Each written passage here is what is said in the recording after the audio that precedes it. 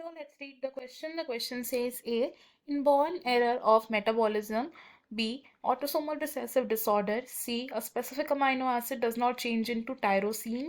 D. Accumulation of phenylpyruvic acid and other derivatives leading to mental retardation.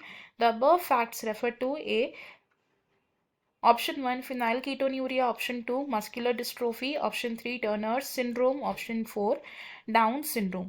Question में हमें कुछ facts दिए हैं। हमारे फैक्ट्स क्या बोलते हैं कि ये एक इनबॉर्न एरर है मेटाबॉलिज्म में। सेकंड स्टेटमेंट में कहा गया कि ये एक ऑटोसोमल रिसेसिव डिसऑर्डर है। थर्ड स्टेटमेंट में कहा गया है कि एक स्पेसिफिक अमाइनो एसिड इस कंडीशन में टायरोसिन में कन्वर्ट नहीं हो पाता है। एंड फोर्थ स्टेटमेंट में कहा गया कि इस कंडीशन में फिनाइल पायरुविक एसिड की एक्यूमुलेशन हो जाती है इन द बॉडी एंड जिसकी वजह से मेंटल रिटार्डेशन हो पाती है। हमें बताना है कि ये फैक्ट्स कौन से डिसऑर्डर को रिप्रेजेंट करते हैं।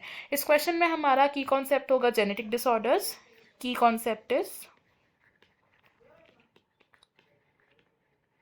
जेनेटिक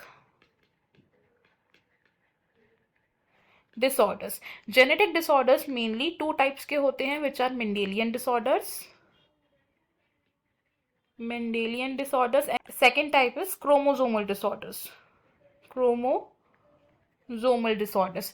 अगर हम बात करें सबसे पहले फिनाइल कीटोन्यूरिया की,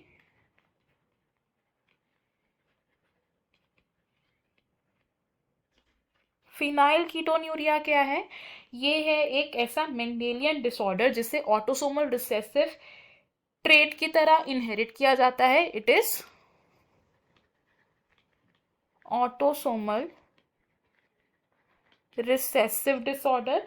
और इस ऑटोसोमल रिसेसिव डिसऑर्डर को हम क्या बोल सकते हैं कि इसमें एक इनबॉर्न एरर होता है in the metabolism of a person. और फिनाइल कीटोन्यूरिया होता है because of absence of enzyme कौन सा? Phenyl alanine hydroxylase. Phenyl alanine hydroxylase enzyme जो है, ये एंजाइम एब्सेंट होता है एक इंडिविजुअल की बॉडी में और इस एंजाइम की एब्सेंस की वजह से अमाइनो एसिड फिनाइल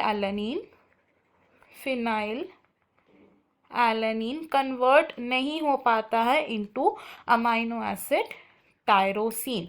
और इस कन्वर्जन ना होने की वजह से जो फिनाइल एलानिन है इसकी एक्यूमुलेशन हो जाती है इन द बॉडी और इस एक्यूमुलेशन की वजह से क्या होता है?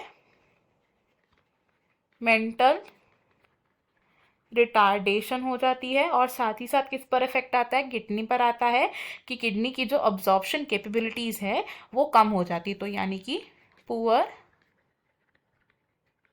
Absorption of the kidneys. तो हम अगर अपने फैक्ट्स देखें तो ये फैक्ट्स किस पर रेफर कर रहे हैं? They refer to option 1 which is phenyl ketonuria.